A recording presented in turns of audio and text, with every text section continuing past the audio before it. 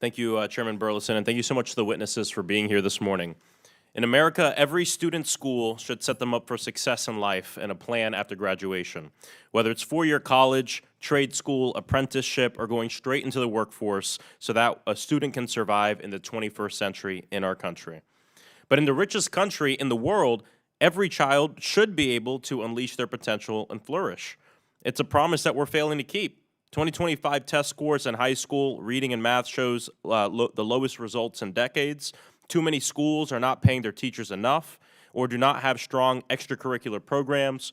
More than half of the school districts need major upgrades or renovations to their buildings, and too many students are graduating high school without a concrete plan for what comes next. And for many, it's a problem of opportunity. Communities of color, rural communities, working class families have systemically been excluded from quality education and a better future. House Democrats have been fighting to fix this. We worked with President Biden to help schools recover from the pandemic. We pushed for robust child nutritional programs because kids can't learn when they're hungry. We worked to ensure that schools have clean drinking water free from lead contamination, and we've consistently stood with children when fighting to enact gun violence prevention measures, actions that Americans overwhelmingly support. Democrats will continue to fight so that every student, regardless of where they live or their family's income, has unlimited potential. But we got to be clear about what we're up against. Congressional Republicans are pushing policies that would make this vision harder to reach, not easier. Their so-called solution of using government taxpayer money to subsidize private schools drains resources from the vast majority of students, 90% of whom attend public school. Their proposed nationwide voucher program would starve public schools of up to $5 billion annually, taking money from public schools that have an obligation to educate every student and instead give it to private schools that can, in many cases, only take a select few. Republicans call this school choice, but it's not a choice for families because it is the charter school or private school that ultimately gets to decide which students they take and which students they keep. Our public schools are tasked with educating all students no matter who they are, and private schools are not held to the same standards as public schools. Private schools that take public dollars through voucher programs don't even have basic protections for students with disabilities. While congressional Republicans claim that you can access a better education with vouchers, evidence shows that no improvement or even worse test scores and achievement outcomes for students who attend private schools using vouchers. Essentially taking taxpayer government money and funneling it to corporations. A lot of the same story we saw in the big, beautiful bill for billionaires. We know this is true in Florida. Private school vouchers are expected to cost the state $3.9 billion for the most recent school year. Meanwhile, student achievement in Florida continues to decline.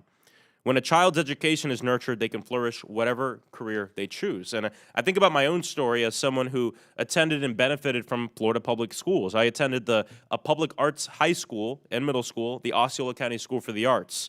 Very underfunded public arts school. We had instruments falling apart, but we made do with what we had. And as a kid, I often got in trouble. I was a bit of a troublemaker, believe it or not. But it was my teachers who invested in me and set me on a path that I followed all the way to the United States Congress. In Florida public schools, I learned how to advocate. I even sat on my local school board in the Osceola County School District, representing all the students of Osceola County for 2 years, my junior and senior year of high school.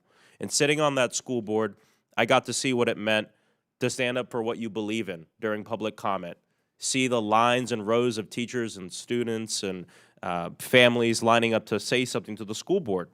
They even let me sit on the dais. I bring this up, and I also learned how to explore different paths. I was a drummer.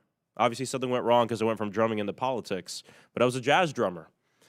Without a strong public school and without an education system that valued the arts, I wouldn't be where I am today.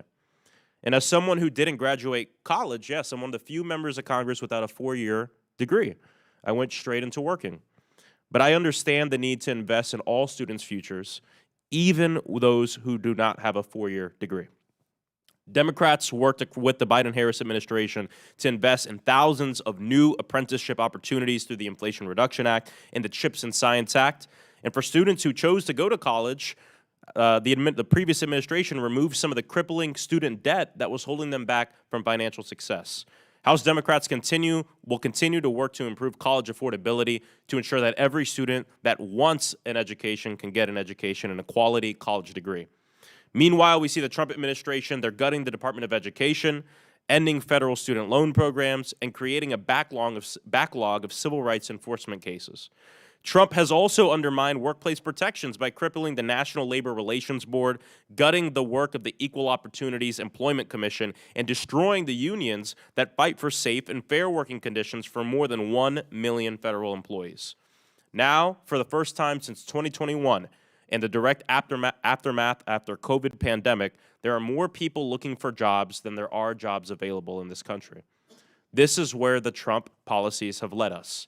The government has a critical role in changing course and setting every child up for success. This means fully funding our public schools, expanding access to apprenticeship and job training opportunities, and addressing the college affordability crisis that prices too many families from opportunities. I look forward to our witness testimony on how Congress can restore the American dream, and I yield back.